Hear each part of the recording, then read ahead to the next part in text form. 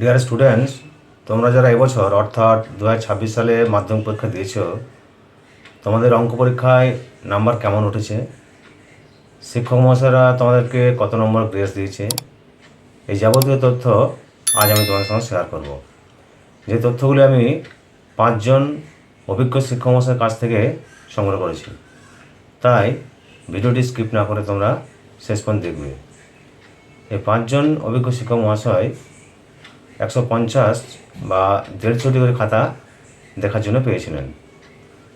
তারা খাতা দেখার পর যে তথ্য আমাকে দিয়েছেন বা যে তথ্য আমি পেয়েছি, সেই তথ্যের ভিত্তিতে আমি বলছি যে দেখো, এবছর কিন্তু অঙ্ক পরীক্ষায় যারা খুব ব্রিলিয়েন্ট স্টুডেন্ট তারাই কিন্তু খুব ভালো পারফরমেন্স করতে পেরেছে। বাকি যারা ভালো স্টুডেন্টস, সাধারণ স্টুডেন্টস এবং অতি সাধারণ স্টুডেন্টস, তারা কিন্তু অঙ্ক পরীক্ষায় সেভাবে ভালো রেজাল্ট করতে পারেনি। যারা ব্রিলিয়েন্ট স্টুডেন্টস বা খুব ভালো ছেলে, তাদের নিয়ে তো কোনো কথাই হবে না, তারা তো সবসময় ভালো, তাদের অঙ্ক পরীক্ষার নাম্বারও ভালো হয়েছে। তাদের নাম্বারের গড় রয়েছে 80 থেকে 85-এর মধ্যে, কিন্তু সেই সংখ্যাটা খুব সীমিত। 150 জন ছাত্রছাত্রীর মধ্যে এই সংখ্যাটা হচ্ছে 15 থেকে 16 জন। তাহলে বাকি যারা রয়েছে ভালো স্টুডেন্টস, সাধারণ স্টুডেন্টস, অতি সাধারণ স্টুডেন্ট, তাদের রেজাল্টগুলো কেমন হয়েছে? যারা ভালো স্টুডেন্ট বলে পরিচিত বা নিজেদেরকে ভালো স্টুডেন্টস ভাবে বা সবাই জানে তারা ভালো স্টুডেন্টস, তারা কিন্তু অঙ্ক পরীক্ষায় সেভাবে পারফরমেন্স করতে পারেনি। তাদের নাম্বারের গড় রয়েছে 40 থেকে 50। তাহলে বুঝতেই পারছো, যারা খুব ভালো তাদের যেখানে গড় 80 থেকে 85, আর যারা ভালো স্টুডেন্টস তাদের গড় 40 থেকে 50, নাম্বারটা কিন্তু অনেকটা ডিফার করছে। তার প্রধান বা মূল কারণ হলো এবছর প্রশ্ন কঠিন। বিগত বছরগুলোর তুলনায় এবছর কিন্তু অঙ্কের প্রশ্ন বেশ কঠিন ছিল। বিষয়টি তোমরা পরীক্ষার হলে প্রশ্ন হাতে পেয়ে বুঝতে পেরেছিলে। তাই অন্যান্য বিষয়ের তুলনায় অঙ্ক বিষয়ে এবছর কিন্তু স্টুডেন্টসরা খুব ভালো রেজাল্ট বা খুব ভালো নাম্বার তুলতে পারেনি। যারা সাধারণ স্টুডেন্টস বা মিডিওকার স্টুডেন্টস, তাদের অবস্থাটাও কিন্তু খুব একটা ভালো নয়। তাদের নাম্বারের গড় উঠেছে 25 থেকে 40-এর মধ্যে। এখানেও সেই কারণ একটাই, প্রশ্ন কঠিন।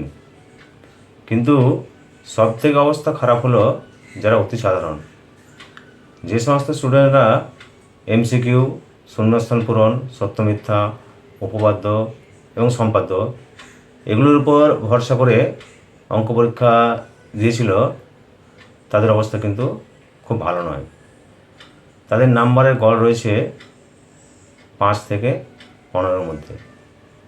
কেননা যে সম্পাদ্যটি এবার ছিল, সেই সম্পাদ্যটি তারা ঠিকমতো করতে পারেনি। ভূমি BC 6 সেমি ঠিকমতো অঙ্কন করতে পারলেও AB = 8 সেমি এই অঙ্কনটি তারা ঠিক করতে পারেনি।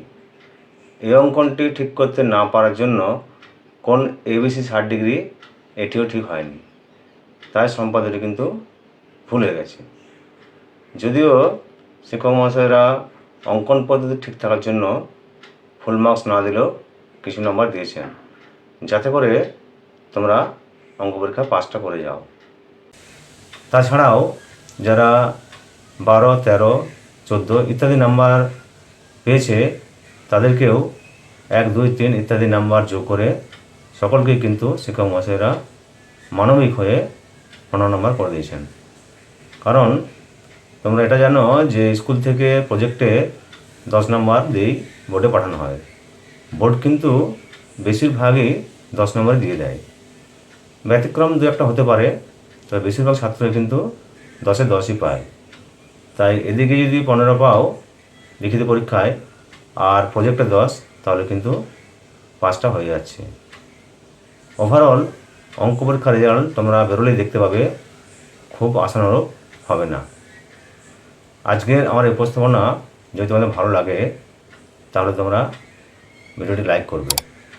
তোমাদের যে কোনো রকম প্রশ্নের জন্য কমেন্ট বক্সে লিখে জানাবে। আর যে সমস্ত স্টুডেন্টস আমার চ্যানেলে নতুন দর্শক, তাদেরকে বলবো মাধ্যমিক ও উচ্চ মাধ্যমিকের গুরুত্বপূর্ণ আপডেট ও সাজেশন পাওয়ার জন্য আমার চ্যানেলটিকে অবশ্যই সাবস্ক্রাইব করে রাখবে।